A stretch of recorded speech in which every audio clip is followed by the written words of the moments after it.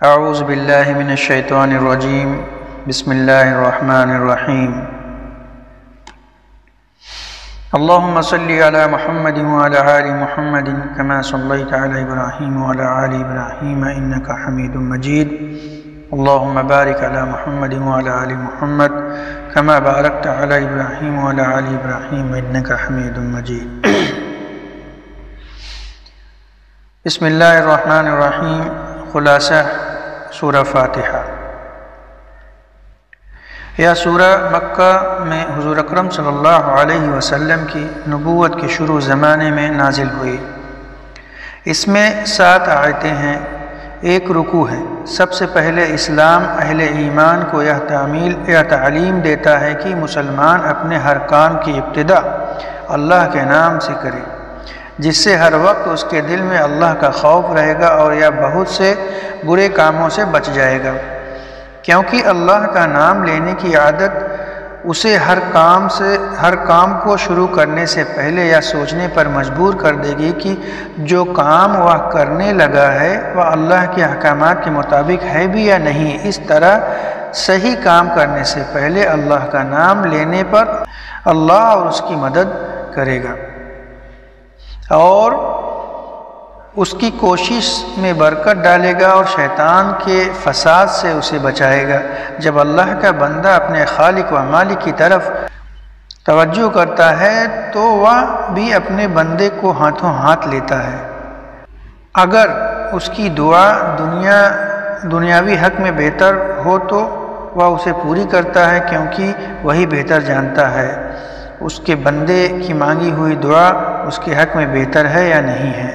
اگر بہتر نہیں ہے تو اللہ تعالیٰ اس کا اجر ضائع نہیں ہونے دیتا، بلکہ وہ اس کے اکاؤنٹ یعنی آخرت میں جمع ہو جاتا ہے اس کے حق میں، کیونکہ وہ اللہ کو ہی برتر مان کر اس کے آگے ہاتھ پھیلایا ہے اور اللہ اس چیز پر قادر ہے۔ اللہ اس چیز پر قادر ہے۔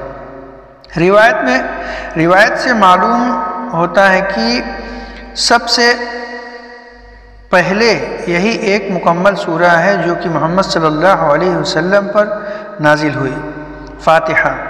فاتحہ کا مطلب ہے کہ کسی چیز پر افتتاح کرنا، یعنی قرآن اس میں ہے اور اس کو قرآن کے شروع میں رکھا گیا ہے تاکہ اس کتاب کو کھولتے ہی بندہ اپنے اللہ سے ایک مہذب طریقے اور خلوص دل سے یہ دعا پڑھے جو کہ اللہ نے خود اپنے بندے کے لیے تجویز کی ہے۔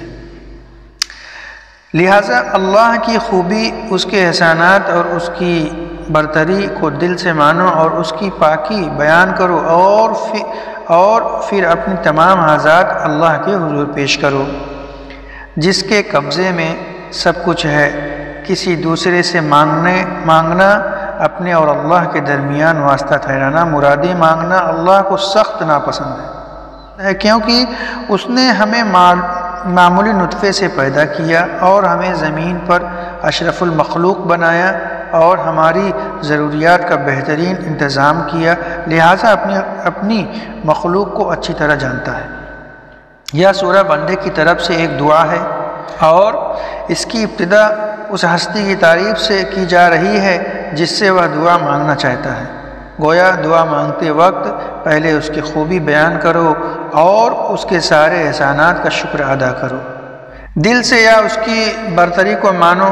شروع میں کہا گیا ہے کہ تعریف اس ایک اللہ کی ہے جو تمام کائنات کو پیدا کرنے والا ہے۔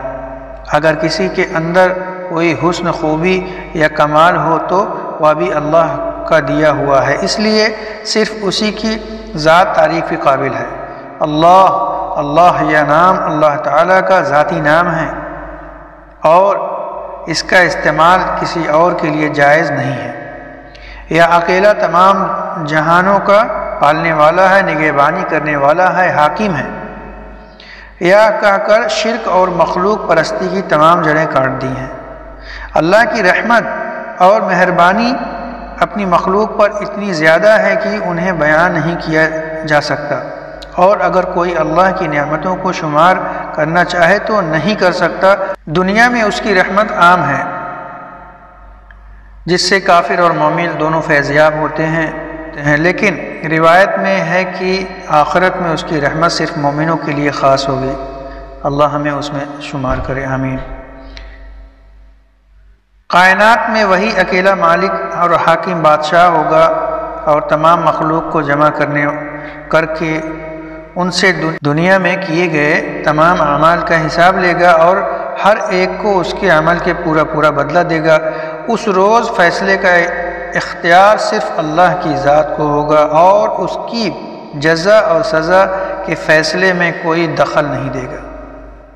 لہٰذا ہمیں اللہ کے بتائے ہوئے راستے پر چلنا چاہیے، کیونکہ ہمارے انجام بھی بھلائی اور برائی اسی کے ہاتھ میں ہے۔ اللہ تعالی ہمیں کہنے سننے سے زیادہ عمل کرنے والا بنائے۔ اللہ تعالیٰ تمام عالم کے مومن مومنہ کی ہر بلا، ہر مصیبت، ہر پریشانی، ہر بیماری سے حفاظت فرمائے۔ اللہ تعالیٰ ہمیں دین پر صحیح طریقے سے چلنے کی توفیق نصیب عطا فرمائے۔ اللہ ہماری رہنمائی فرمائے اور آپ صلی اللہ علیہ وسلم کے بتائے ہوئے مطابق اللہ تعالیٰ زندگی کو بشر کرنے والا بنائے، قبر کی تیاری کرنے والا بنائے، آخرت کی فکر کرنے والا بنائے۔